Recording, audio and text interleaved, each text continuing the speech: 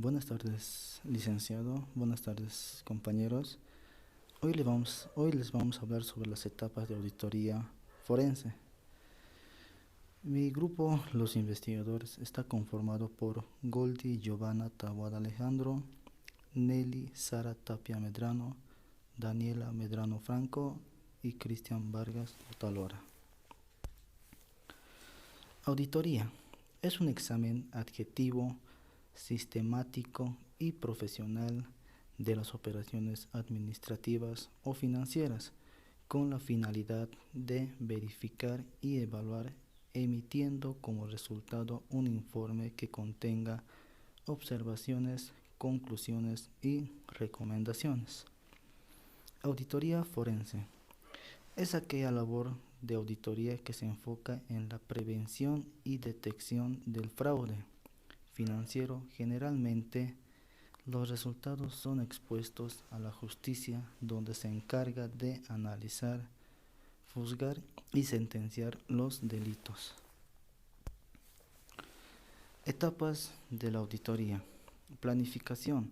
La planificación de la auditoría comprende el desarrollo de una estrategia global para su administración, al igual que el establecimiento de un enfoque apropiado sobre la naturaleza, oportunidad y alcance de los procedimientos de auditoría que deben aplicarse. Ejecución. La ejecución de una auditoría involucra una variedad de actividades que incluyen realizar evaluaciones de riesgo, ejecutar procedimientos, revisar y analizar la evidencia. Comunicación de resultados. Es el documento formulado por el auditor para comunicar los resultados, cómo se practica la auditoría, en la cual los hallazgos no sean relevantes ni se desprendan responsabilidades, el cual contendrá el dictamen profesional.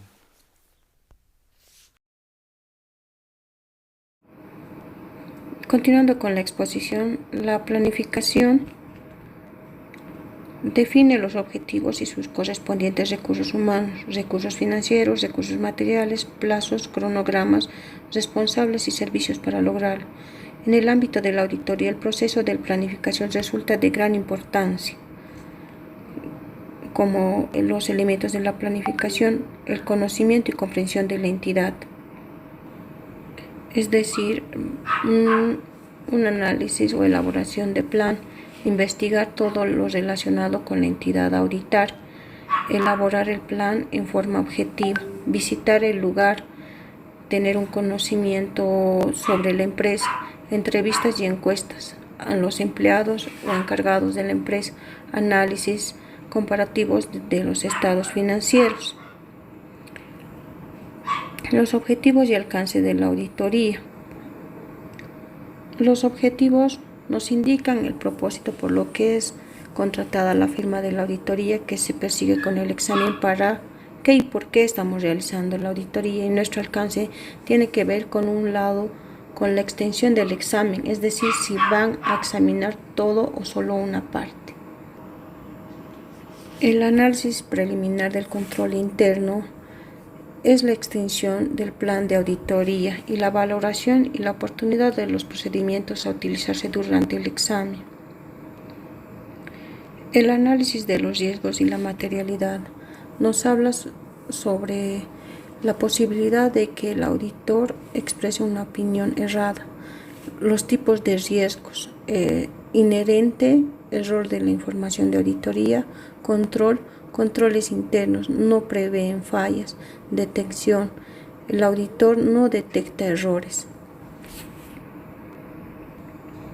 El nivel de materialidad es cuestión de criterio profesional del auditor, que ciertamente está relacionado con las expectativas que tiene el cliente sobre la información financiera. Su determinación está a cargo del personal más experimentado, aun cuando una firma de auditoría puede ya tener su política sobre el nivel de materialidad.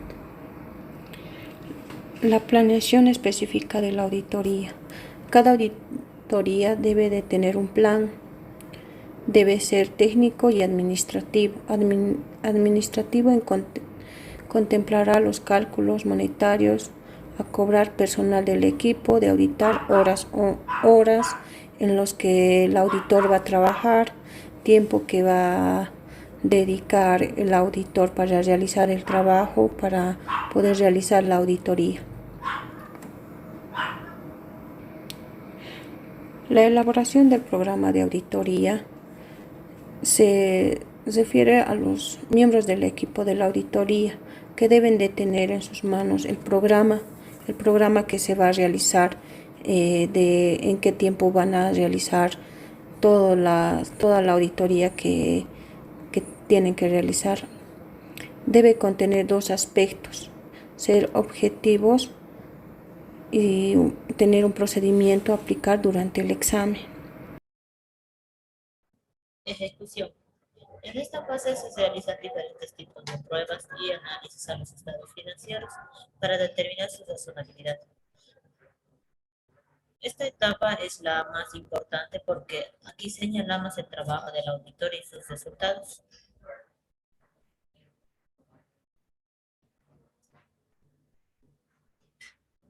Elementos de la etapa de ejecución. Los elementos de la etapa de ejecución son las pruebas de auditoría, técnicas de muestreo, evidencia de auditoría, papeles de trabajo y hallazgos de auditoría. Pruebas de auditoría. Las pruebas pueden ser de tres tipos: las pruebas de control, pruebas analíticas, sustantivas. Técnicas de muestreo. El muestreo que se utiliza puede ser estático o no estático.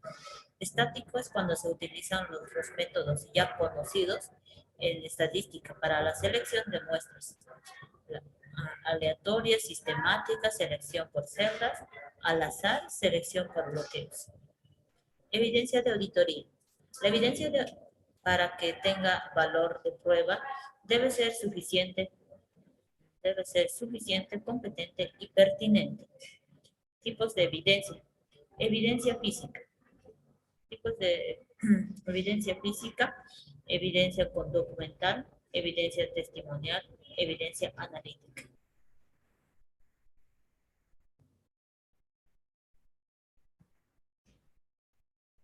Técnicas para la recopilación de evidencias. Existen varios procedimientos para la obtención de evidencias: observación, inspección física, confirmación, indagación o consulta al cliente, análisis documental, procedimientos analíticos, de cálculo o desempeño. Los papeles de trabajo. Los papeles de trabajo son los documentos que el auditor registra los datos e informaciones obtenidas a lo largo de su examen y los resultados obtenidos de las pruebas realizadas, las que servirán para poder elaborar su informe o dictamen final que deberá presentar a la empresa. Clasificación de los papeles de trabajo. Pueden clasificarse desde dos puntos de vista: por su uso y su contenido. Por su uso serían los archivos de auditoría, archivo continuo o permanente de auditoría. Por su contenido son los que ya conocemos, que son las hojas de trabajo, cédulas sumarias o de resumen, cédulas analíticas o de comprobación, cédulas subanalíticas. Hallazgos de auditoría. Son asuntos que se llaman la atención del auditor y que, en su opinión, debe comunicarse a la entidad, ya que se presentan eficiencias importantes que podrían afectar en forma negativa su capacidad para registrar, procesar, resumir y soportar información financiera, de acuerdo con las aseveraciones efectuadas por la gerencia en los estados financieros.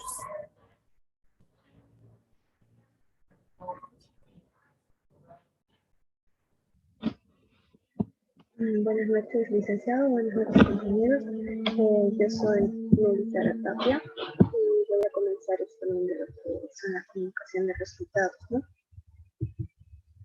El informe debe expresar si los estados financieros se presentan de acuerdo a las normas básicas del sistema de contabilidad integrada. Asimismo, debe señalar si dichas normas no han sido aplicadas uniformemente con respecto al ejercicio anterior.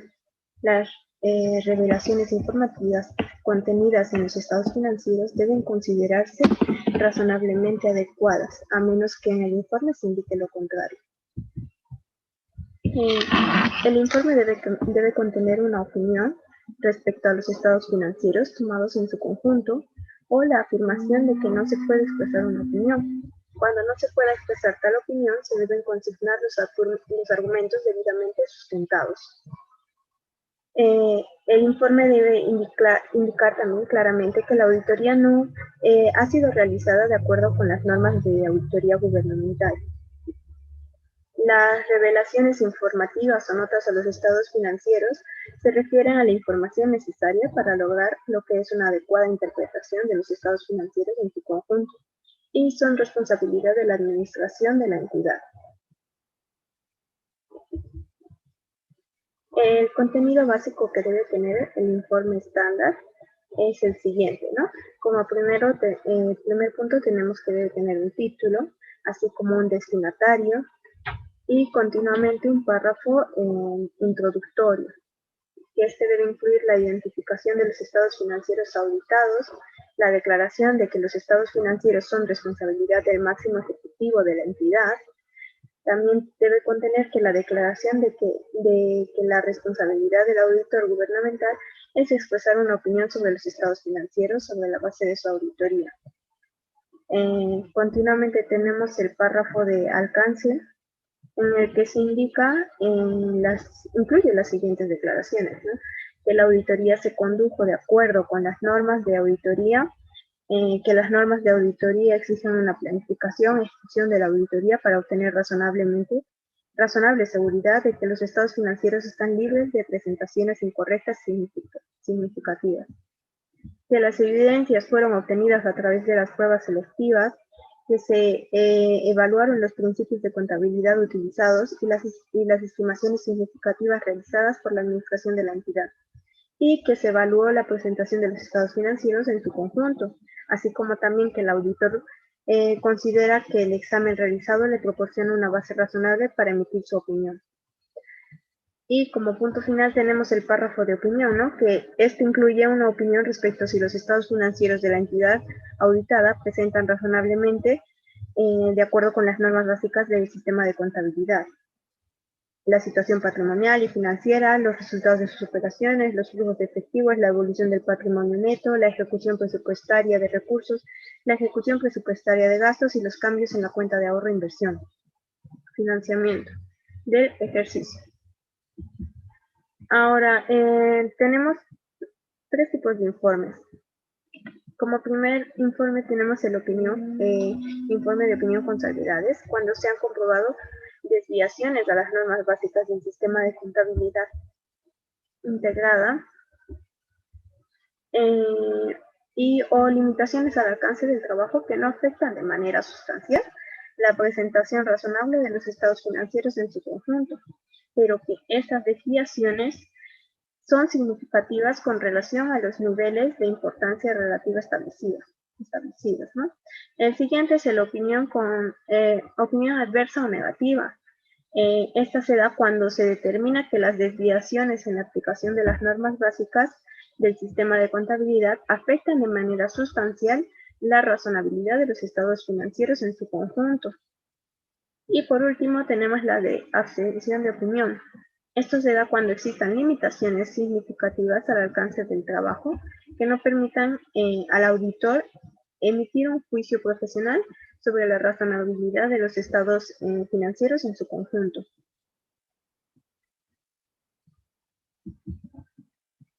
En algunas circunstancias, el auditor gubernamental, sin afectar su opinión, desea enfatizar ciertos aspectos relacionados con los estados financieros que considera que son de interés para los usuarios. Información aclaratoria de esta naturaleza se presentará en párrafos separados a continuación del párrafo de opinión.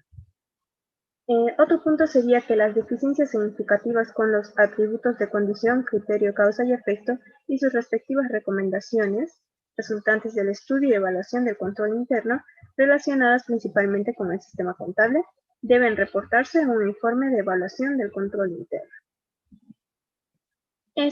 Con esto terminaríamos y concluiríamos la explicación del tema. Muchas gracias a todos.